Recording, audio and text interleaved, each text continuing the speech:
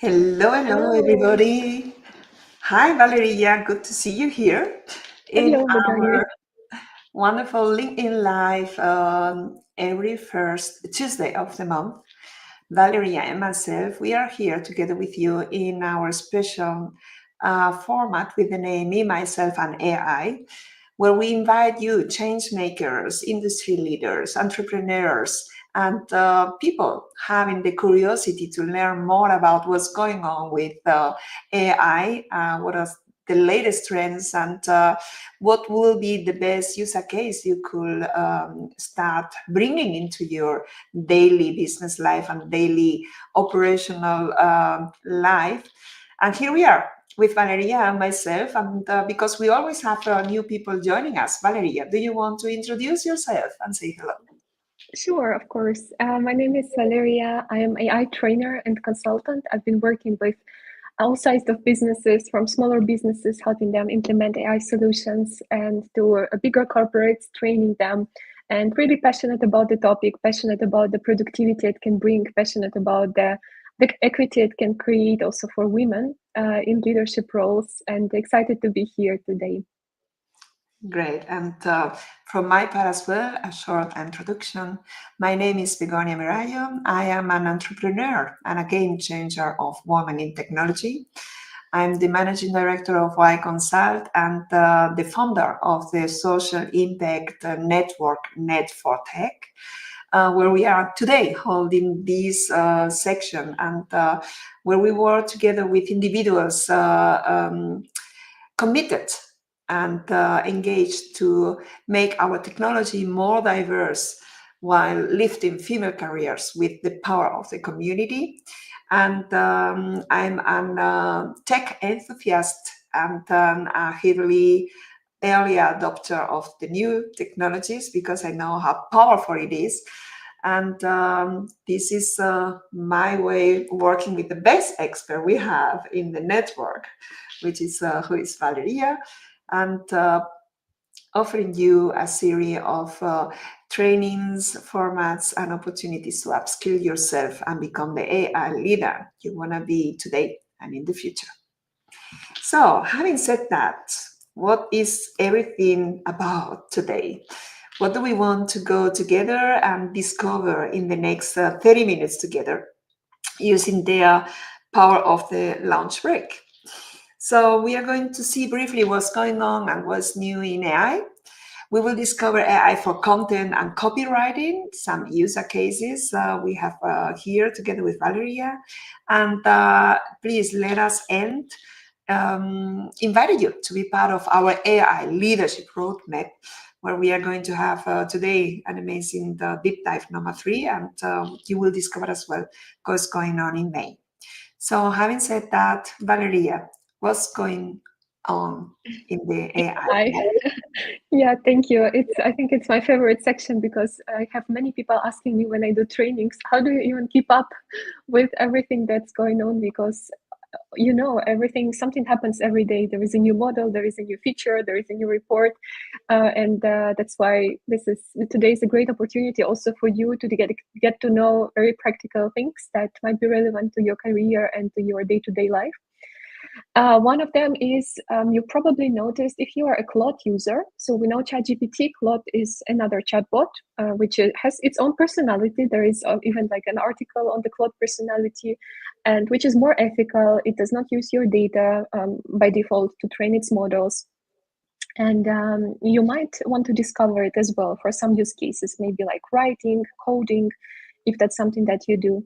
And now Claude not only has all these interesting features, but also it can access your apps. And I think like this is very also very interesting step maybe towards in the AI development, because now we don't just talk to chatbot and get the answer and then go to a different program and for example you asked a Claude how to write an email for your email campaign, and then you'd have to go and open your email campaign and send this email or send this campaign and so on. But now you can actually do it within Claude itself, and this is made possible via MSP. multimodal context protocol. They launched it actually still in November last year, but it was still a bit technical. Now what they did, they basically allowed you to connect some of the apps already within the cloud. So you can simply connect it to your Google Drive, you can connect it to your Google Calendar, you can connect your Gmail account to it, you can connect your GitHub account to it. And essentially, you will be able to just chat with Claude and retrieve all the data. You can just tell, hey, give me a summary of the calendar events that I have, or of the patterns that I have that maybe are damaging my productivity or spoiling my productivity. And it will give you a response, or it can also even schedule events on your behalf. And these are not all the tools. If you go to the next slide, Begonia, we also are able now to connect Claude essentially to one of almost 7,000 tools via so-called Zapier MSP. It's a Zapier Model Context Protocol. It's a no-code platform. It's something that you just start searching for Zapier MSP, and then you set up new MSP server. You choose Claude, and then you're able to connect it to literally over 7,000 apps. So it's not just Google Calendar and Gmail, but you're able to connect any of the apps that you're using and sort of trigger them from Claude. And this opens up, of course, a lot of opportunities for productivity. For it essentially becomes not just an AI that you go to ask questions, but your real productivity or personal assistant. And I find it very exciting. Begonia, have you tried it out yet? Not really, because I'm a heavy user of ChatGPT as well. But we have discussed about that, and this is on my bucket list to implement this week, and I will let you know very briefly. Okay, sounds good. Then let's go to the next one.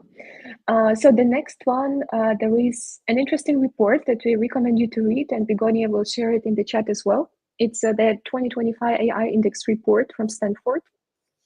And it highlights a sort of very interesting development. So last month we talked about the McKinsey report, State of AI, which is also very highly recommended to read.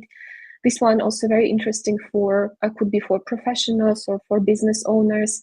Here are just a few findings, but you'll find much more in the report. So some of the findings that caught my attention were that AI is becoming smarter and smarter, meaning that if you will look a year back, the AI is being evaluated on these different benchmarks, and the performance is improving with each model. So ChatGPT launches O3, it already beat all the previous benchmarks. Or, for example, Manus, this agentic AI getting introduced, it also beats another benchmark. So it's really, in performance, it is getting smarter and smarter.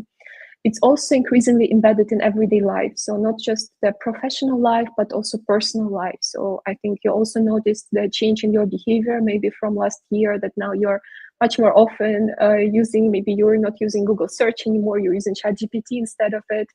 We're going to come to it as a next step. Maybe we're going to use ChatGPT as a shopping as well platform. So we're not going to go to different platforms. It's all going to be at the same place. So, and this is something that people observe also via surveys and via the available data. So what's also interesting insights that AI obviously boosts productivity. It's not new. But interesting for me was that AI allows to narrow skill gaps across the workforce. And I feel like this is such an important also revelation. I think it might be a no-brainer, but it's indeed so. So AI can actually help us make an impact. So it can help us, even people with fewer resources, given obviously they have access to internet. It will help them become more productive and help them in their day-to-day job. And it might be able to close even the gap. So not just equity gap, but also the gap between lower skilled people and higher skilled people, or higher paid people. And this is, I find, very powerful as well, a powerful insight. The other one was about the responsible AI. Obviously, many people now start questioning or asking themselves this, okay, what happens if I upload my data in this chatbot? Is it safe, right? How am I going to, or what are the consequences? And the questions like, okay, if I'm doing a research with AI, can I trust these results? And I think this is also a development. This is something that we will see in the future, where we probably have to become more critically evaluating that the information that also ChatGPT and other AI tools provide to us. And this is also a shift that we observe. And about unevenly here, it means that we see also now that a lot of governance, governments of the countries, there's a lot of regulations around AI, but businesses just want to grab like the low-hanging fruits with AI. But now also businesses start to think, okay, how can I introduce AI, implement AI so it's long-term, so it's responsible towards my customers and my partners and so on. So it's also a very important shift in the discussion. And the last but not least, something that I find concerning personally, given we are in Europe, so we are currently speaking from Germany, that we see that from the US, most of those models are coming from the US. We see that in China, there are a huge amount of alternatives, even more cost efficient, that they lead in those sort of agentics, different agentic platform like Manus or GenSpark, where there are different agents within one platform. And it's a bit concerning that Europe are a bit behind or not even on the picture in this competition. What do you think about it, Begonia? Yeah, this is a major issue, and you notice that there is a lot of insecurity as well about the data security. And this is something that we definitely always recommend to be very sensitive and aware when you are working with AI, to anonymize all the relevant information or critical informations, because this can have an impact. And I think this is in both sense as well. So be aware what kind of information you are bringing into the AI. Think before using AI as well, what is your goal, what is the output you are expecting to get. Don't use AI as a Google search machine, bringing some keywords and expecting to have a kind of miracle or the answer to all your open questions. So we definitely need to bring more brain using AI and doing that in a responsible way, because it is not only about data privacy, it's also about resources we consume. I think, Yes. Valeria, we don't speak a lot about that, but every single prompt is bringing and complex machine into movement, what means that we are using a lot of energy resources as well. And we should be aware once we are working with. Yeah, right. So important topics, and as mentioned, hugely recommend to read at least through the findings, just to keep also informed of the development and what's happening. Okay, let's go to the next one. The next one is also very exciting, I found. It's just from the last week or a few weeks ago. Now you can actually shop within ChatGPT. Can you imagine it? And it's the screenshots that I've done this morning. You can just start asking ChatGPT, hey, can you recommend me like a smoothie which will fit in my kitchen? Or can you recommend me the gift for somebody who loves books? And it will suggest you, it will go to do the, you can do it simply in ChatGPT 4.0, which is the latest model. And essentially, it will go and search the browser. It will compare the different prices, the alternatives. It will also try to recognize your intent. So what is it that you look for? And it will also try to consider your, let's say, personalized preferences, because ChatGPT already knows you. It has some memory about you. It has some memory about what you chatted with it about. And it's going to consider all that and provide you essentially the shopping suggestions, which you can even go and buy on the platforms then. And this is a new way. I mean, obviously it's the biggest probably for us, for consumers, but we already experience these changes. As mentioned, that now we don't go maybe to Google for a search, we search in ChatGPT, and it becomes like a big ecosystem where you can do everything, and where it's also highly personalized with time. But also it's a huge change for businesses, obviously, like for e-commerce businesses or for other businesses. How do I place my products there? Because currently it's unpaid, so the businesses have to think about how do I modify maybe the descriptions of my products so they're like read by those generative AI systems, and they get shown in those relevant results. So I think it's very important, or very interesting development what we are currently observing as well. Absolutely. Okay, now let's deep dive into the use cases. So our this month's deep dive is for the copywriting or content creation and more focus on the copywriting. And today we want to show you one feature that is underutilized by many. I think behind all of the news that are coming and the updates that are coming, it's called Canvas. And Canvas essentially allows you to collaborate with ChatGPT on the writing tasks, writing or coding tasks. And since we're talking about copywriting, I'm going to show you an example of the writing. And let me just share my screen.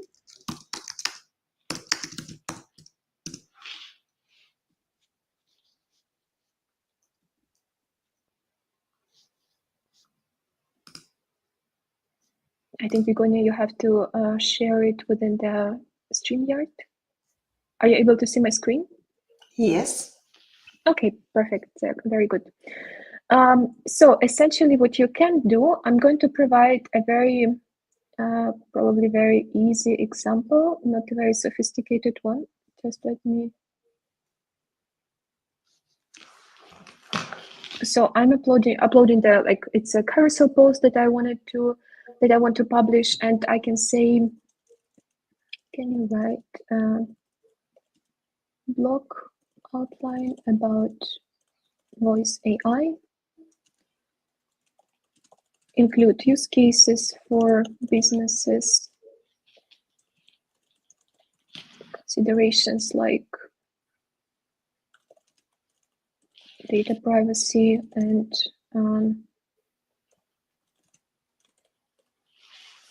most popular tools.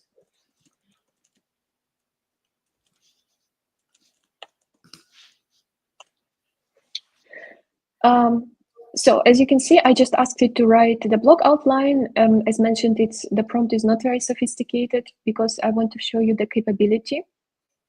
And this is yet not the Canvas. Canvas is something that we are going to activate right now. And you can activate it if you click here on the three dots, essentially, on the tools, and then you can activate Canvas.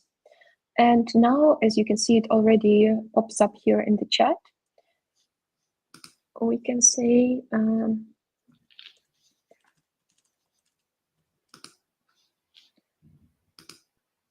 or we can say,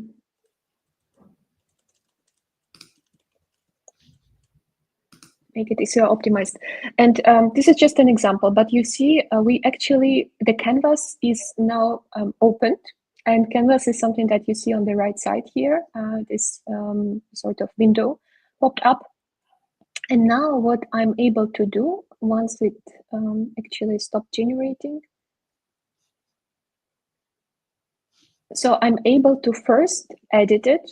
So I'm able to essentially, if I don't like something, for example, this paragraph, I'm able to simply delete it and write something else.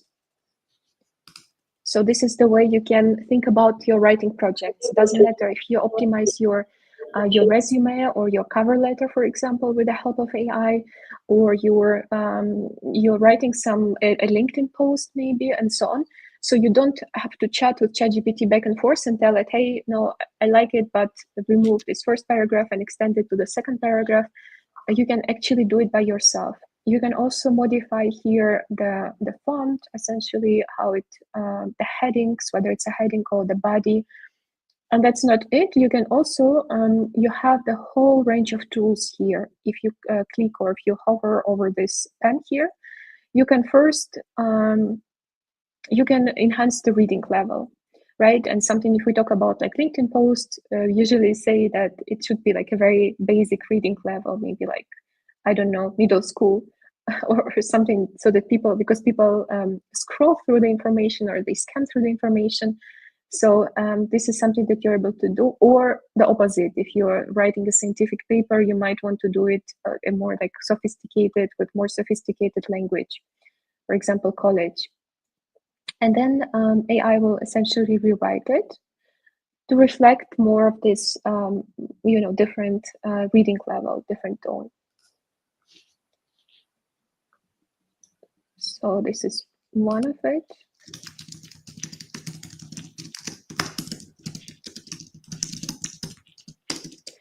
So the second one, let's see, you're also able to add emojis or remove the emojis, adjust the length. So if I'm saying, okay, this is for a blog post, maybe it's too small or too big.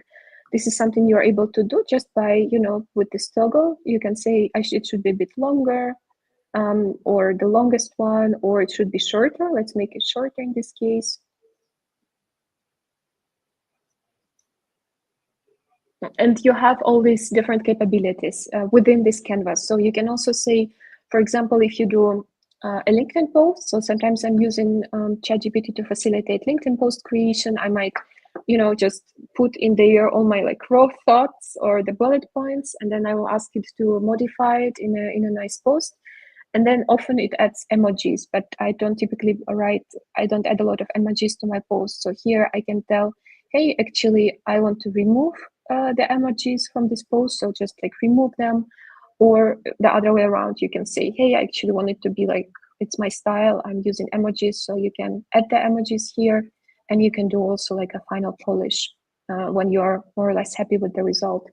And think about the use cases, all the copywriting use cases that you can think about, whether it's a cover letter optimization, CV optimization, if you're writing LinkedIn posts, if you're writing blog articles, even if you're writing a paper.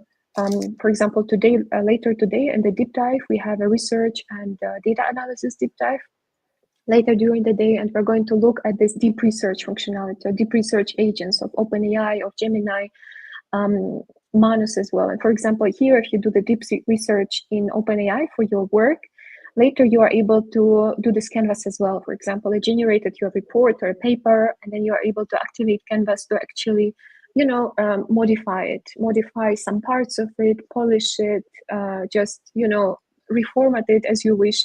And then you literally have almost ready to export a PDF report. So you can essentially copy it and paste. You can share it with somebody, and this is how you can also collaborate with somebody on these tasks. So this is one of the capabilities that I wanted to show you today. It's, as mentioned, very good for different copywriting use cases, and something that I highly encourage you to try out by yourself. Yeah, this is really amazing. I like it because one of the powerful user cases is really to develop content, not only for your LinkedIn post, but also for your reports, for your projects ongoing, also for new concepts, even for offers for your clients or for your teams. So there is a lot of opportunity to create content. I think this is the most powerful instrument as well. And I love Canva. I already was working with during the weekend as well. Valeria, we discussed about this feasibility last week, and I encourage you as well to try it, just to make it a reference for you, and to go out of the routines you already established, because AI is everything about discovering and implementing new tools that help you to become more efficient and more productive. And Esther, I see that you asked the question, how is Canvas influencing the energy consumption? And to be honest, I cannot give you this answer directly, but maybe we ask ChatGPT, and you get a kind of information, what is the impact of energy consumption of the different tools we use. Valeria, what do you think? Yeah, it's a good idea. I also don't have the exact answer, but essentially, Esther, it's similar to a prompt. So if you ask in Canvas, for example, if you ask it to rewrite to a different reading level, it works as if you written a prompt to it. So it's essentially one Canvas action, or action within Canvas, is equal to one prompt, more or less, I would say. So it should be the same, but we can definitely double check it. Yeah, that's great. Thank you. So I think speaking about the what's going on with AI, and because of these kind of routines we have, and I think everyone has their favorite AI companion. My appeal for you today is to keep on going and use chatbots in a multimodal mode. I think this is also a great new way of getting AI as a kind of team of experts. They are working together with you. So instead of asking just one AI and just to focus the whole job with one of the opportunities we already have, it doesn't matter if there is Gemini, ChatGPT, Claude, like we have seen already, Deep Research, or even Ionos GPT, which is a new opportunity, a new offer from Ionos with an database and data security and governance base in Germany for everyone who loves that. I will recommend you to work with 2 or 3 parallelly, asking the same prompt and gaining new diverse perspectives for your prompts, and learning as well through comparison, because what we are, in my opinion, and what I am experiencing as well, is that working with AI, we extend the area of information and different perspectives we can consider into the projects we are driving, and we can really learn a lot from the different inputs we get at the same time. So you know that I am a fan of diversity, and I know the power of this diversity, so keep on going and bring this perspective as well of your work with AI. And this is about diversity of thought, which is in AI as well an important input for you to think about and to use that accordingly. And I will just end, because this month of April was everything about the action figures. We have seen that all around the place. I think it's a kind of nice gimmick and a nice gamification on how you can bring new users into the AI world, and to experience new opportunities to work with and to develop your critical thinking, how you can really unlock the power of AI for your creativity, your productivity, and your brand positioning, which will be as well the case. So this is those are some examples going on in our AI leadership roadmap community of practice we have. And I think it will be great to invite you as well to share your own action figure and your videos, because we have seen even some videos of those action figures.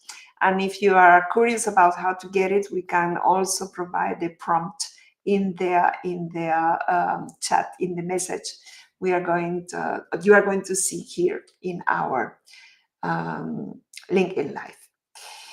I think because this is also the aim of the time we spend together today, I would like to go through and end this LinkedIn Live with an invitation for you as well to be part of the AI leadership roadmap we have developed and we offer together, Valeria and myself, with the Net for Tech community, because this is everything about helping you with their most important tools, prompts, and usabilities of the different AI tools available in the world, because there are so many, and to have a very clear and comprehensive roadmap where you can go step by step with the different more important insights to build your capability and your skills as an AI leader. So our roadmap is built in 3 milestones. The first one is those lives we are having together every first Tuesday of the month during the lunch break, this wonderful 45 minutes. You can mark in your calendar. And we complete that with the deep dive workshops. Those take place normally the last Tuesday of the month in the evening from 5:30 to 7. And then we close with a community of practice. This is a closed LinkedIn group where we invite you to participate with all the other participants and keep on going, sharing your prompts, your user cases, your aha momentums, your highlights, and also your open questions to get more insights and answers and support from the community, how to solve and how to get the answers to your questions. Those this leadership roadmap is, like you see here, built on 9 different workshops, And started already in February, but it doesn't matter when you start, because we have recorded all the single workshops, and you get all the input and the documentation you need to implement the knowledge, being one of the participants for the whole leadership roadmap. Or if you feel that you would like to improve your knowledge with your participation in the single deep dive workshops we offer, then it's up to you. We offer you the flexibility to drive yourself through this roadmap, whatever you want. And we invite you to be part of the next one, which is going to be on May 27th, where we are going to deep dive over 90 minutes on the topic of content creation. And here I would like to share with you as well the link to go and to book your place if you want to be part of this workshop. So you will see that as well in the comments below. And here we are going to focus on everything you need to be an expert on dealing with AI for your content creation, copywriting. So we are going to have presentation pitch decks. We are going to go through compiling your LinkedIn profile and your LinkedIn brand positioning through leadership content. We are going to have the opportunity to see how you can build impactful keynote speeches and presentations. We will develop a professional leadership articles and end with the AI-powered business communication, which is our daily business for every one of us. And I will love you seeing there. And we have a very special invitation today, because due to a conflict meeting with dates, we are going to run today, this evening, the AI deep dive workshop, focusing on data research and data analytics and research. And I think this is one of the most powerful workshops we offer as well, because using AI, you can go and really build a new desk with powerful analysis, and at the same time, you can go and simplify your research. And I think it was amazing. I just read one of the McKinsey studies. They showed that knowledge workers spend an average of 1.8 hours per day, on around 9 hours per week, searching for and managing information. So I think this is really a game changer if you come with and use AI for your research and use AI as well for your data analytics. So having said that, Valerie, I think we are over now. Our LinkedIn Live comes to an end. We are looking forward to seeing you in our Net for Tech community, in our AI Leadership Roadmap Deep Dive workshops, and also to meet you here in our Me, Myself, and AI LinkedIn Live streams. And for any other questions, do not hesitate to contact us. Get in contact with us, connect with us in LinkedIn and in the Net for Tech community. And thank you for being here. And thank you, Valeria, for these great user cases as well. Thank you, Begonia.